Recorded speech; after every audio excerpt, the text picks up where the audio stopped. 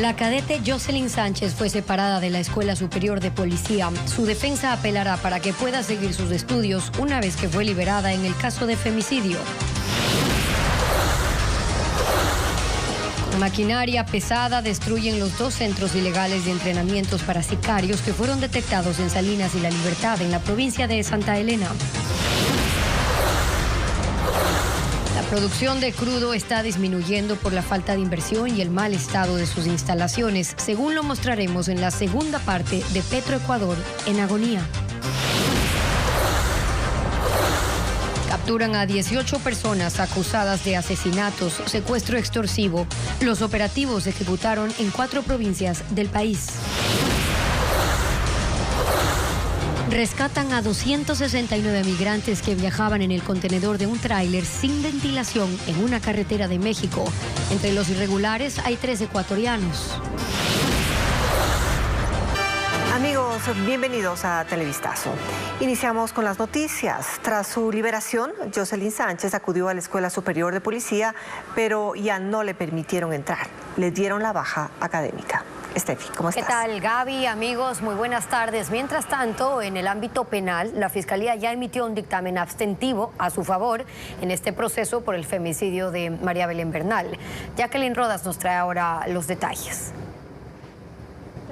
Jocelyn Sánchez, una de las 3 personas procesadas por el femicidio de María Belén Bernal, quien la tarde de este miércoles quedó en libertad, intentó reincorporarse a la Escuela Superior de Policía, pero no le permitieron el paso. Ahí le informaron que le dieron la baja y perdió su condición de cadete. Se nos indicó que no podía ingresar dado que ella ya se encontraba con una resolución emitida por la Dirección Nacional de Educación de Policía Nacional. Y la resolución habla básicamente de una baja por bajo rendimiento académico. Es que tras 4 meses presa, Sánchez incumplió con el programa de estudios y perdió el semestre. Su abogado dice que la resolución aún no está en firme y acudió a la Dirección Nacional de Educación de la Policía Nacional para impugnarla. En lo que respecta al trámite administrativo, esperar la contestación acá de la Dirección Nacional de Educación a fin de que aclare ciertos puntos que se encuentran oscuros en la resolución y de allí veremos, en base a esa aclaración, ampliación, prepararemos ya lo que corresponde la apelación a la resolución. Hasta que esta resolución no se encuentre en firme y no cause al provincial, quien podrá ratificar el dictamen o revocarlo y presentar acusación en su contra. Con maquinaria pesada, la policía y los municipios de Salinas y La Libertad, en Santa Elena, destruyen 2 centros ilegales de entrenamiento para sicarios descubiertos en la península. William Young nos informa que ambos sitios están intervenidos y son parte de una investigación para descubrir a las bandas criminales que se asentaron en esas zonas. Una vez descubiertos, la policía intervino estos sitios y con maquinaria destruyeron toda la estructura formada por decenas de llantas, armando obstáculos en una especie de circuitos para entrenarse en tiro con armas cortas y largas, incluso tácticas evasivas. Son, vuelvo y repito, como estilos de entrenamiento, tanto en tierra como en pie. O sea, como huir incluso. Exactamente. Este lugar está asentado de forma ilegal en terrenos municipales del cantón Salinas, por lo que llegó personal de la comisaría para autorizar la destrucción de todo el polígono clandestino. Algo similar ocurrió en el otro centro descubierto en una zona apartada del cantón La Libertad. Allí, además del lugar para entrenamiento de delincuentes, existen estructuras de caña que se han levantado de forma irregular.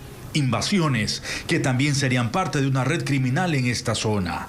No solo casas, también bodegas y lugares de vigilancia. Desde el municipio de La Libertad confirmaron que son invasiones, edificaciones al margen de la ley. ¿Cuándo empezarán los desalojos de estas estructuras? Bueno, eso no podríamos decirlo porque no podemos alertar a las personas cuándo, pero pronto se habrá resultados en la parte de aquí. O sea, todo lo que se ha hecho aquí, de lo que vemos, está prohibido.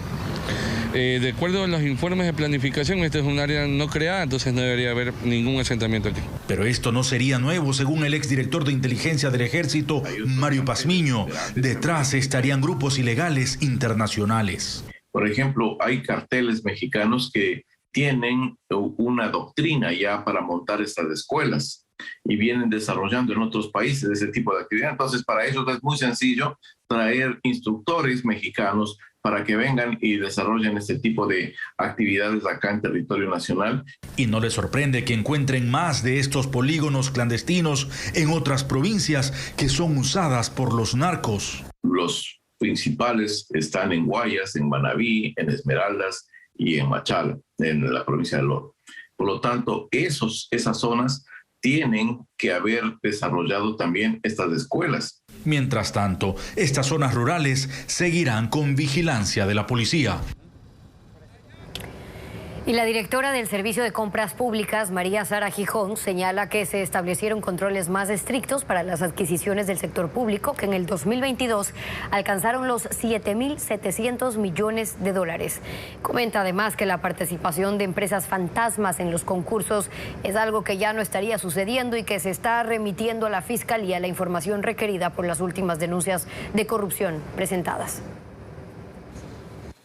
Buena parte del presupuesto general del Estado se destina a compras públicas. De hecho, durante el 2022, el 23% del presupuesto tuvo ese fin, 7.700 millones de dólares. La directora del CERCOP, María Sara, señala que pese a los cambios normativos, todavía hay reformas para implementar. Tenemos que ir eliminando las discrecionalidades que se producen a través de algunos procedimientos de régimen especial que en muchos casos en el pasado fueron abusados. Y si se le pide resultados, exhibe que las compras públicas por régimen especial, que en 2013 eran del 49%, se redujeron el año pasado a un 15%. Cuenta además que los controles impiden la participación de empresas fantasmas. Bueno, eso ya no existe, mi estimado Lenin, felizmente, eso ya es cosa del pasado. Advierte además que en 3 semanas se lanzará un nuevo sistema de gestión de denuncias para que la ciudadanía, proveedores y el sector público en general colaboren con el control de los recursos del Estado. Todas las semanas nos llegan pedidos desde la Fiscalía, desde la Asamblea Nacional, desde la Contraloría General del Estado, desde todas las instancias, y específicamente sobre este caso ya nos llegó un primer pedido, estamos preparando y a la próxima semana entregaremos toda la información. A propósito de denuncias, entre mayo del 2021 y diciembre del 2022 se presentaron 430, 124 sin suficiente sustento, 52 tuvieron sanciones administrativas, 43 eran casos de malas prácticas y 36 fueron remitidas a la Fiscalía.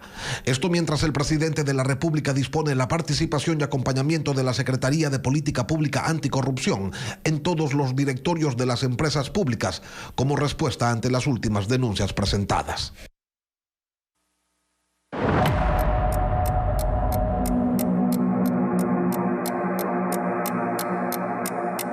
Petroecuador en agonía. Hoy, en nuestro segundo reportaje sobre la crítica situación de la estatal Petroecuador, les contamos que en las actuales condiciones de infraestructura de la estatal no será posible aumentar la producción al 1.000.000 de barriles diarios como ofreció el gobierno. Las supuestas inversiones en los últimos 15 años superan los 65.000 millones de dólares que no han sido auditados y no necesariamente se reflejan en los campos de producción. Hernán Higuera nos cuenta que auditar los recursos e inversiones que hace Petroecuador es un pedido que el gobierno tiene del Fondo Monetario Internacional. Auditar los gastos que hace Petroecuador es un ofrecimiento del gobierno que hasta hoy no se cumple. Es evidente que se han descuidado las áreas más importantes como la de explotación y transporte de crudo, y eso tiene en riesgo la producción diaria. El deterioro de la gerencia de exploración y producción es la falta de inversión.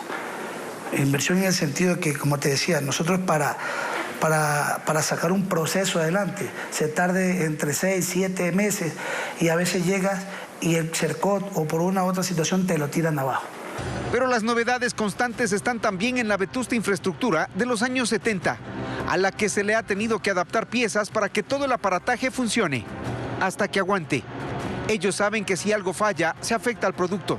Se engrana totalmente tanto el recurso humano, técnico, y si uno de estos falla o no recibe la atención, evidentemente se va a ver afectado en toda la cadena de valor. El año anterior, Petroecuador recibió 4.617 millones de dólares de presupuesto, 26% más que el 2021. De esos, 2.038 millones eran para cubrir costos y gastos de operación y 2.579 millones para inversiones en exploración, explotación, refinación, transporte y comercialización. La pregunta salta sola. ¿Por qué trabajan entonces en esas condiciones? Siguen enriqueciéndose los mismos grupos de poder, los importadores de combustible, los importadores de gas, las grandes empresas transnacionales, sí. Para el 2023 el presupuesto de la estatal es de 5.721 millones de dólares, 34% más que el 2022. Esta es la curva de descenso de 194 millones de barriles a 146 millones anuales desde el 2017 hasta octubre del 2022. Con Petroecuador enfermo, la utopía presidencial de llegar a la producción de 1 millón de barriles diarios ya está descartada. Declina la producción porque son pozos viejos cada año, ¿no? Ojalá para compensar esa declinación subir un poco. Le dije al presidente de la República cuando me pidió una cifra, le dije, ojalá llegamos a 600,000 barriles por día al final de su periodo, pero el del millón no es realista. Según los datos de la estatal Petroecuador, desde el 2014 al 2022, la empresa registra 6.500 millones en inversión. Pedimos que nos muestren en qué han invertido y en visita guiada nos llevan a Shushufindi. Allí nos muestran este centro de monitoreo integrado de activos. Se observan instalaciones modernas, tecnológicas, pantallas grandes para monitorear lo que está afuera, lo viejo. Entonces, si la luz empieza a cambiar a amarillo, significa que hay algún problema en el pozo. Si se cambia a rojo, pues ya el pozo definitivamente se apagó. Entre la pobreza y el despilfarro, así subsiste la empresa más grande del Ecuador, Petroecuador. Mientras en los pozos hemos visto cómo se desarrolla la producción en medio de las necesidades, aquí en las oficinas administrativas se juegan los más jugosos contratos. Aquellos que tienen que ver, por ejemplo, con las importaciones de combustibles.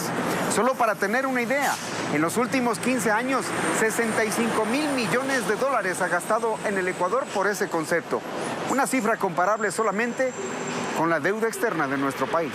Mañana en un nuevo reportaje les contaremos en qué se gastan los millonarios recursos de la empresa que genera riqueza en medio de la pobreza. Y en otros temas les contamos que casi 5.500 ecuatorianos fueron deportados en el 2022 por tratar de cruzar de forma irregular la frontera entre México y Estados Unidos. Según las autoridades de la Cancillería, cada vez los compatriotas se enfrentan a mayores riesgos y peligros en este tránsito irregular, como nos cuenta ahora Bessie Granja.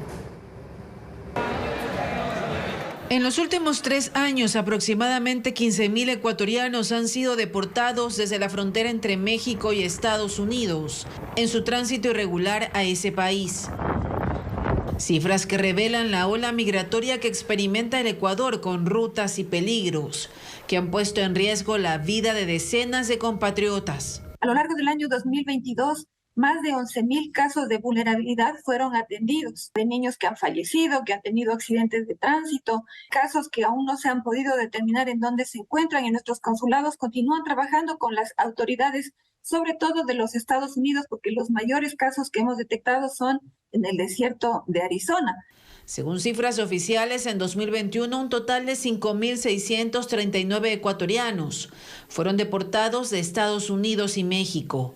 Y una cifra similar se registró en 2022, 5.476 compatriotas.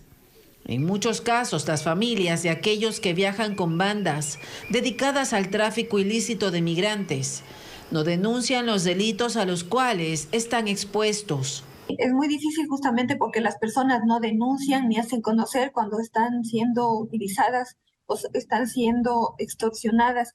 El caso más reciente es el de Cristian David Zúñiga Gilema, de 19 años, que emigró desde el cantón Alausí en la provincia de Chimborazo y fue abandonado por los coyoteros en un hospital de Ciudad Juárez, en México.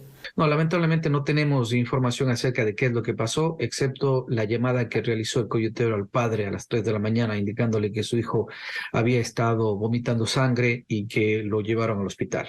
Lo que sí podemos decirle es que las autoridades ecuatorianas ya han hecho el contacto con las familias y que conocemos también que viven en una situación de pobreza. Así se suman los casos de dolor de los ecuatorianos que murieron en búsqueda del sueño americano. Y precisamente sobre este tema, autoridades de México identificaron un tráiler en el que viajaban 269 migrantes, entre ellos 3 ecuatorianos. El vehículo pesado trasladaba a estas personas dentro del contenedor y en el grupo 20 de ellos son menores de edad no acompañados y 6 viajaban con un familiar adulto. Ocurrió en el municipio de Chiapa de Corzo, en el centro del estado de Chiapas, en el sureste de México. La policía hizo señales a un conductor en un punto de verificación migratoria. Sin embargo, el sujeto aceleró la marcha y agentes de la Guardia Nacional comenzaron una persecución. El hombre fue interceptado en la autopista y arrestado. Al inspeccionar el contenedor, los uniformados se toparon con una sorpresa: 269 migrantes que viajaban hacinados, sin ventilación. Del grupo hay 261 personas de Guatemala, 3 de El Salvador, 3 de Ecuador y 2 de Honduras. 20 de ellos son menores de edad que iban solos. Las autoridades procedieron a ofrecerles agua y los trasladaron a las oficinas del Instituto de Migraciones para determinar su situación.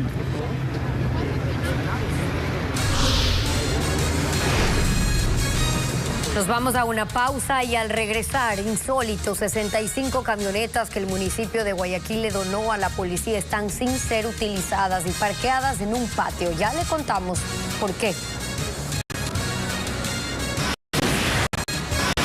También tendremos una segunda entrega de la situación en los dispensarios de salud del Seguro Campesino. Visitamos una bodega en la que no hay medicinas, pero sí shampoo para piojos.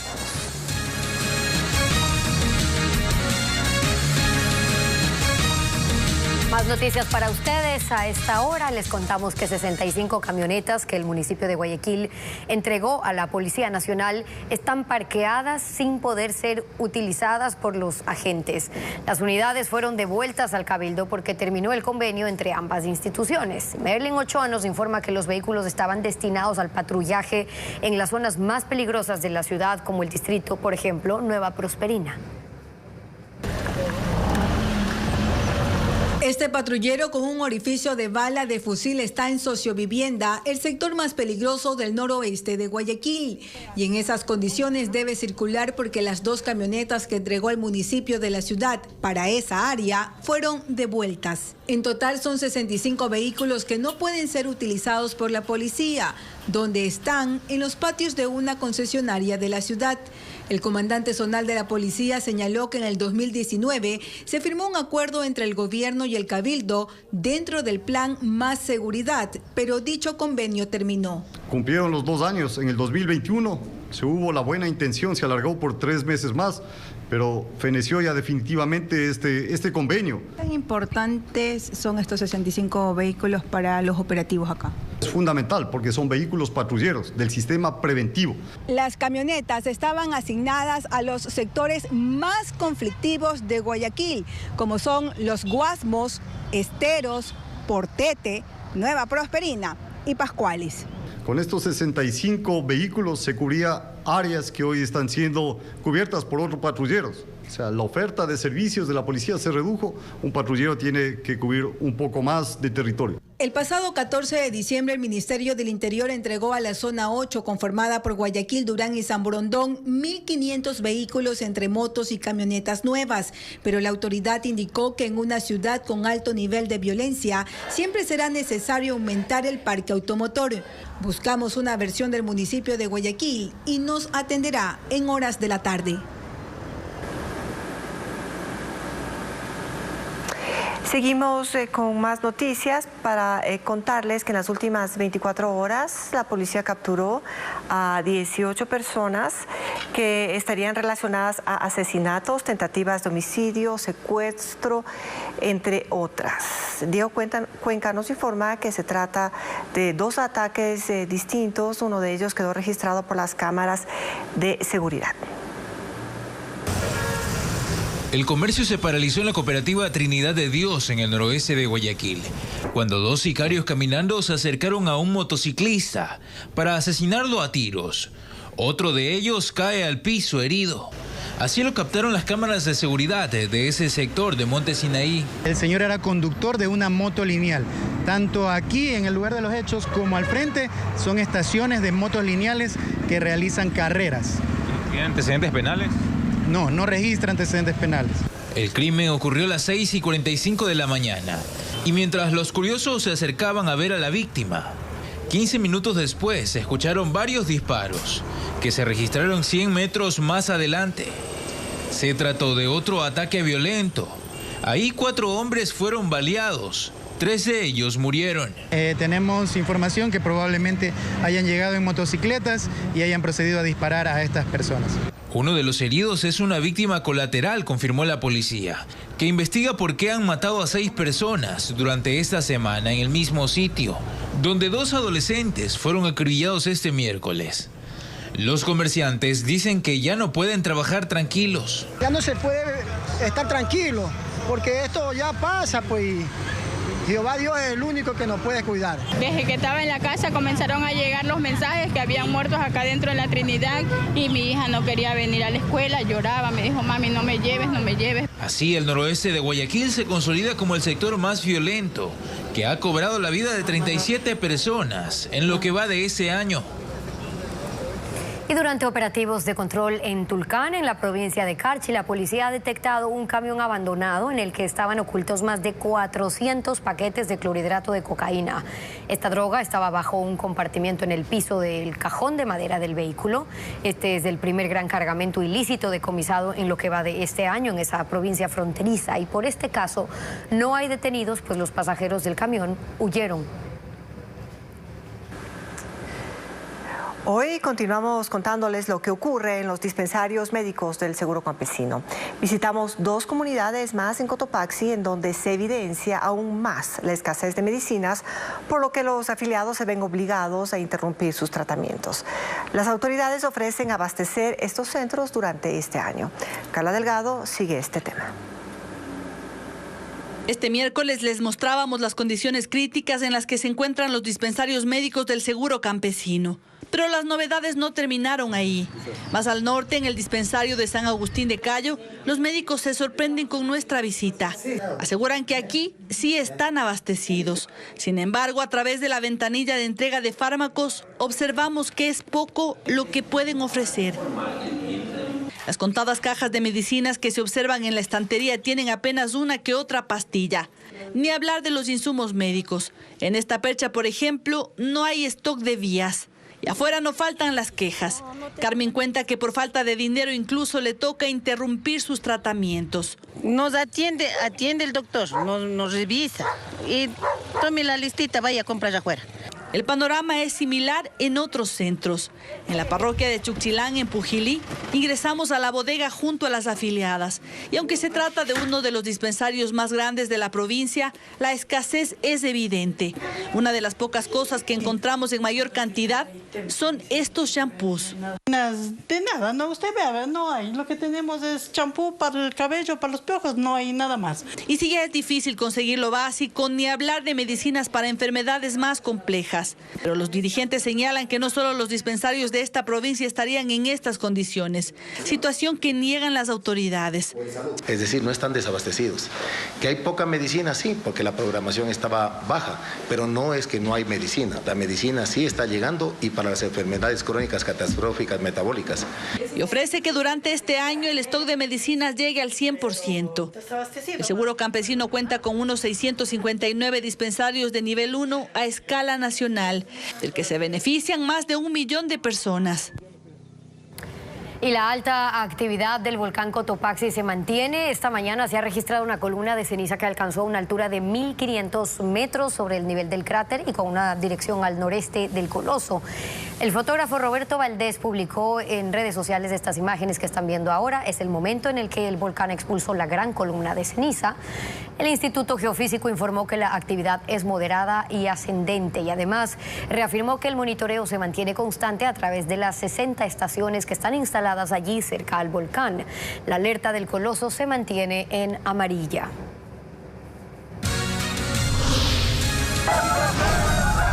Hacemos una nueva pausa y más adelante en Televistazo. Crece la tensión en Perú a pocas horas de la denominada Toma de Lima, una multitudinaria convocatoria de manifestantes que exigen la salida de la presidenta Dina Boluarte. Ya regresamos. Seguimos con más información para contarles que en las últimas 24 horas la policía capturó a 18 personas que estarían relacionadas a asesinatos, tentativas de homicidio, secuestro extorsivo y más delitos. Los operativos se desplegaron en las provincias de Guayas, Santo Domingo de los Áchilas, Esmeraldas y Azuay. José Carlos Alvarado nos trae un resumen de estas aprehensiones. Ante el embate de violencia que aún se mantiene en varias provincias del país, la policía a través de varias unidades especializadas realizó una serie de operativos que han dejado 18 detenidos en 24 horas. Una de las intervenciones se realizó en Durán, donde 2 sujetos que estarían relacionados a muertes violentas fueron aprehendidos en una vía de este cantón. Ellos fueron ubicados por movilizarse en motocicletas con matrículas adulteradas. El coronel Galo Muñoz de Dinacet dio más detalles sobre los sospechosos, quienes estarían involucrados con una banda criminal. Estas personas vemos que los chasis son adulteradas, no tienen placas, tienen alguna forma de manipulación de su estructura de la motocicleta, por lo que inmediatamente se proceden a retener las motos y lógicamente esto, insisto nuevamente, nos van a servir para cotejamientos. Otras 7 personas fueron detenidas en Guayas por tenencia ilegal de armas y homicidio. En estos allanamientos se ha encontrado droga, más motocicletas, dinero en efectivo, entre otras evidencias. En los allanamientos, por lo general, siempre tratamos de utilizar el factor sorpresa para minimizar riesgos tanto para nuestro personal como tanto para ellos mismos. Entonces, ahí tuvimos 4 personas detenidas. En otro caso, la DINASET señaló que 2 privados de libertad de la cárcel de Turi, provincia de Azuay, fueron puestos a órdenes de la justicia por el crimen contra otro recluso en este centro carcelario. Por último, otras 6 personas que serían parte de una banda de secuestro fueron detenidas en Santo Domingo de los Áchilas, una de las provincias que asimismo ha padecido por la violencia criminal en los últimos meses.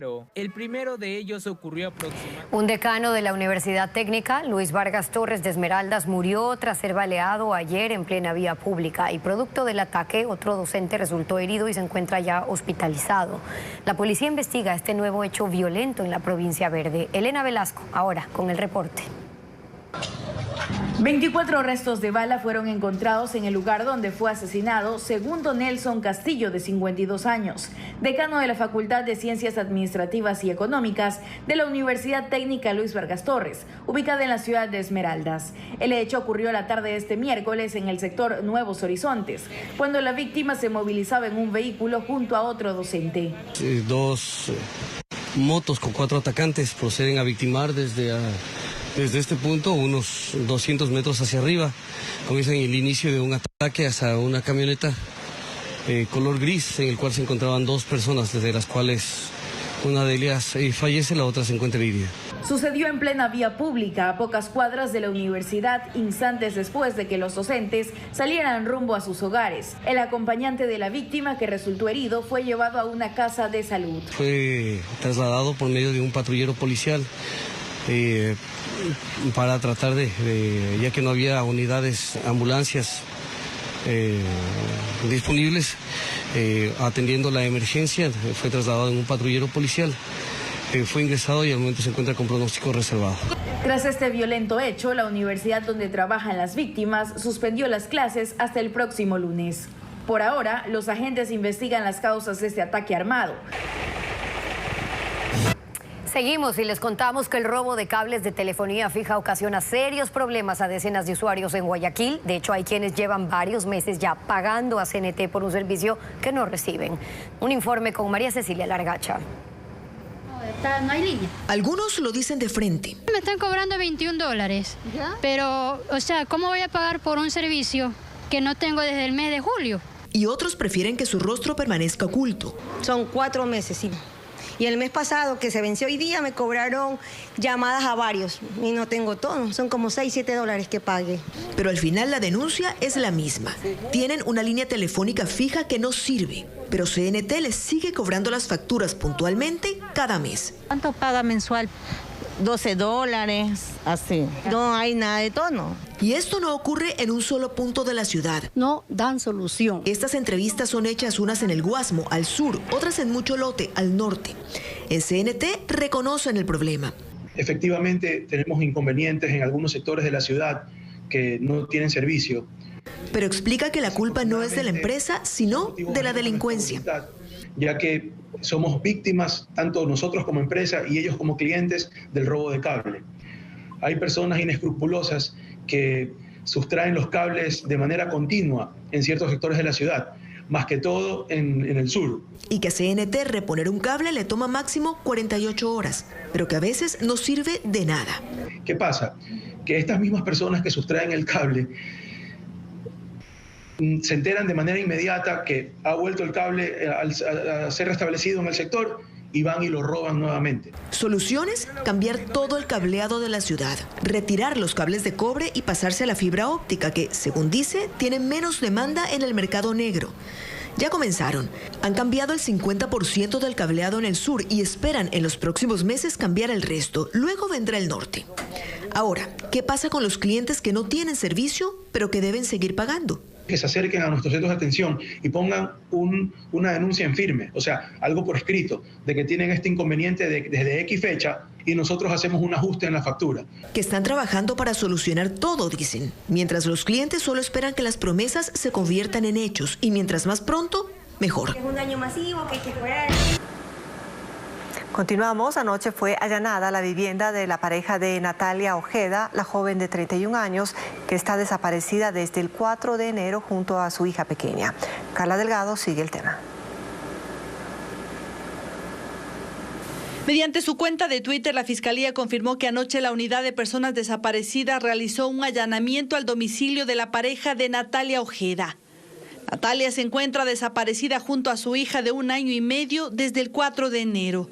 Según explicó su familia, la joven habría sido contactada por su expareja. Con él, según señalan, había festejado fin de año. Ella me comentaba que estaba en Salcedo, en la casa del papá, sería del abuelo de Sabina. Fue la última, el 31 que me comentó y que habló conmigo, que era por el tema de los saludos de fin de año, y se interrumpió la llamada y nunca más pude contactarme con ella. Fue muy abrupta la desaparición, rara la desaparición, porque únicamente nunca más tuvimos noticias de ella. Desde entonces, su paradero es desconocido. El día de hoy tuvimos varias versiones y hemos notado ciertas inconsistencias, cierto nerviosismo, cierto hermetismo. Con esta intervención se espera tener más datos sobre la desaparición y continuar con las investigaciones. Y en el malecón de Salinas continúan los trabajos de limpieza debido al oleaje que afecta a la costa ecuatoriana. Este jueves gran cantidad de arena cubrió parte de la avenida principal que estuvo cerrada por casi 5 horas. Bessie Granja viajó a esa localidad de Santa Elena, nos reporta ahora. Bessie, buenas tardes, adelante, te escuchamos. ¿Qué tal? Muy buenas tardes. Entre agua de mar y montículos de arena amaneció nuevamente el malecón de Salinas en la provincia de Santa Elena, debido al fuerte oleaje que golpea la costa ecuatoriana. Desde las 7 horas de este jueves hasta el mediodía, parte de la avenida principal estuvo cerrada y maquinaria municipal trabajó para retirar más de 80 toneladas de arena y conchillas de este lugar, como nos explicó un funcionario de la institución. Hoy día hemos tenido que retirar aproximadamente unas 15 volquetadas de conchilla y con arena de lo que es todo el sector, desde lo que empieza la antigua Inspectoría de Pesca hasta este sector de la salida del Hotel Salinas. Toda esta arena, de acuerdo a la disposición, la estamos depositando en el sector de las palmeras, donde cumplimos con los requisitos que nos establece el Ministerio del Ambiente, que la arena tiene que regresar nuevamente a la playa. Esta noche en Televistazo tendremos un informe completo sobre cómo se vieron justamente afectados los comerciantes en esta zona por el oleaje que mantiene en alerta a las autoridades de este balneario. Es la información hasta ahora. Ustedes continúen con más en estudio. Buenas tardes.